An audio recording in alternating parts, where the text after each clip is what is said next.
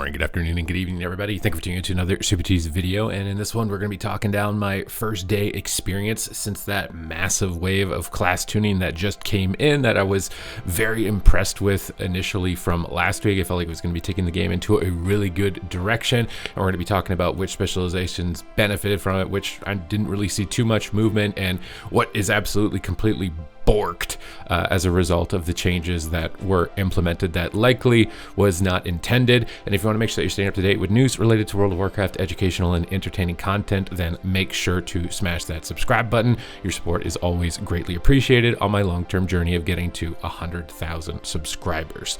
So the first thing that we should probably talk about is what got borked. I feel like that's kind of like the big deal. Let's just get the cat out of the bag and really talk about what are some of the problems that have resulted of this most recent class tuning adjustment. I think the biggest deal is aimed at healers that heal through dealing damage. So what they implemented was a plus 1% damage per level for healing specializations, and obviously they were aware that classes that heal by doing damage would gain a significant benefit of that, so they reduced atonement, they reduced ancient teachings, and they've reduced those effects, but I don't think it was reduced by enough. And honestly, the damage that went up might have been a little bit too excessive as well. So basically we're in a position right now where Mistweavers, they brought Mistline down. Renewing Mist is right back in place where it should be, instead of just keeping people at 100% health. But now ancient teachings has just skyrocketed to the top and does insane amounts of healing, to the point where multiple lobbies that I was in, anyone fighting a fist weaving Mistweaver basically just left because it was literally impossible to them, impossible to CC them, impossible to do anything. The ancient teachings healing throughput is just skyrocketed. Now, because I think that they were aware of that moving into this and they preemptively nerfed it, it just wasn't by enough. That will likely get nerfed. And likely get adjusted. At least I hope it will, because remember, we're like 10 days away from release. Those are the most egregious, the most egregious thing right now since this most recent class tuning. And honestly, I think that healer balance is the most important thing for participation in the game as a whole, but especially PvP, because if you have one healer that's just dominating, anybody else is playing the other healers, they're just going to quit, which means you have no one in the healer pool. Queues are going to get long, everything's going to dry up, it's going to be really bad. The healer balance needs to be the most polished. Yeah, you can get away with like a ret paladin being a little bit more OP, a hunter every once in a while, whatever, a DPS spec, but when it's a healer spec, it will completely devastate the ladder, will devastate participation. It's already happening on the beta. People literally just leave the game. So this is something that I want to bring to the forefront of attention as a major concern right now that absolutely needs to be addressed. I do still believe it will be addressed because they were aware of it being a problem. It's just the numbers weren't lined up. And then Discipline Priest, another one with Atonement, is doing remarkable healing, but honestly it's like their damage output seems to be even more than their healing output. Most Discipline Priests were out damaging like almost every DPS spec that I've seen since that scaling. So I think that the healer damage scaling, I don't understand the reasoning for that, other than maybe to help healers that were leveling as a healing spec or questing in the open world, or maybe solo content like delves. This is something that makes balancing the game a complete nightmare, because you've got to be like, okay, well, how much damage do healers do in this environment? Well, they need more in this one, but if they do too much in this one, then they're going to be too OP, but they're not doing enough over here. So how do we give them more damage in solo content, but not buff them too much in raid, but now they're OP in PvP? Like, I do not envy the people who have to try and balance World of Warcraft and consider every single layer of this game's gameplay, because it just seems so impossible. And then at the same time, I'm thinking like some healers did actually need more damage when it comes to PvP, right? Like Preservation Evoker, where you got to get in, get close, risk getting crowd controlled. They're a healing spec that should be able to do a sizable amount of damage. Unfortunately, since the damage changes to healers, they don't seem to be doing that much more. It's like the rich get richer. Disc Priests and Fistweavers got better. And then the healers that were on the lower part of it, like Resto Shaman and Druid and Preservation, they're kind of still struggling to keep up. So I don't know if that one-size-fits-all approach with 1% per level is going to be appropriate, at least for PvP, because I feel like you're going to have to go in and individually touch up the underperforming healers at the moment to get their damage actually to a point where they can feel valuable bringing that in. So basically, the patch has kind of created a lot of haywire tuning when it comes to healers, and I'm really hoping that if they do another round of class tuning adjustments, which I really hope they do, they're going to be addressing the healer balance as the primary concern. Because I was really just hoping, like, okay, we bring Renewing Mist down a little bit for this reset, and then bam, we're almost golden. It felt like we were almost golden. Now we're kind of in a place with a lot of chaos. With that big implementation, with that overall percent damage increase to healers. So that's a major concern for me. But if you're playing in the beta right now, yeah, Voidweaver Discipline Priest and Fistweaver Mistweaver Monk are absolutely dominating. You're absolutely chomping at the bit on those specializations, but I would not expect that to last for too much longer. Another specialization that's kind of on the rise since the tuning adjustments that they made is Shadow Priest. They buffed their damage in Void form, which gave them a lot more lethality.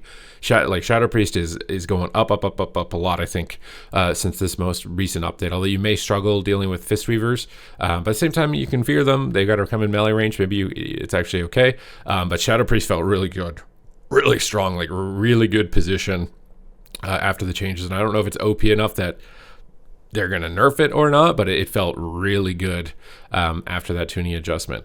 Survival Hunter feels like it kind of just got brought back in line.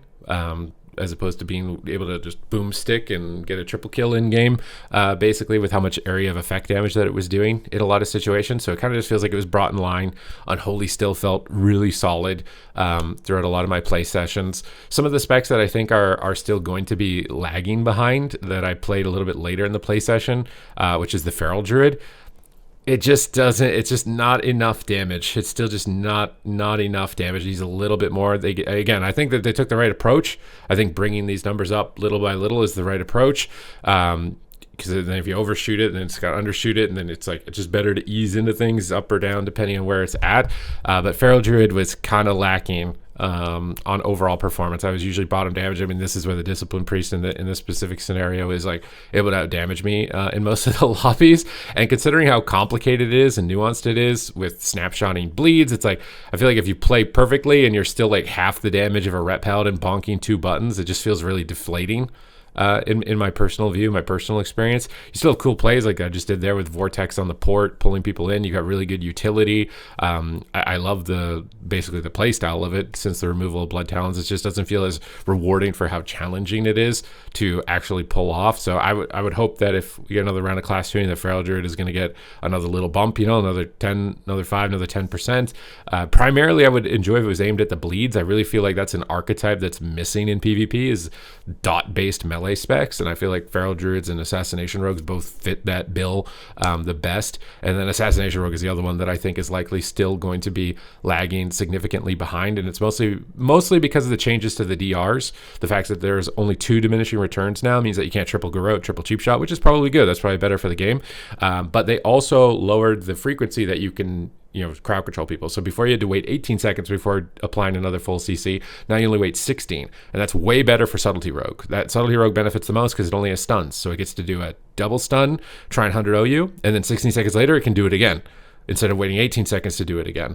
Whereas Assassination doesn't have that type of mobility in terms of crowd control because it doesn't have talents like Subtlety does when it vanishes to reset cheap shot or when it dances to reset cheap shot. So you end up just kind of stuck doing this kind of really cheesy, high ramp, multiple counters because things can just remove bleeds very easily.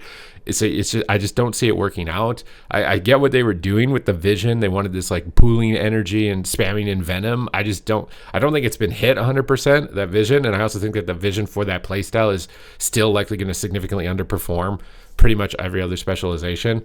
I would personally prefer if it was just we had Ferals and Assassination Rogues as bleed melee. They focused on dotting people and they had synergies with things like Affliction Warlocks or Shadow Priests, and we had like that dot archetype along with the crowd control burst archetype and then the sustain train archetype, right? I really like when there's different archetypes and playstyles in the game, and I would like to see the whole profile shifted into the bleed damage basically, at least for PvP. Maybe in PvE, I can't speak to it with Assassination too much. They like the energy pooling in the Envenom spam, but in PvP, I'd really like bleed-based melee classes just for some more diversity as far as strategies and composition options there. But because with the tuning up that they did right now, it's still just not enough with that playstyle adjustment that they're trying to make for it, unfortunately. So Assassination Feral are going to need, I think, likely another round of tuning.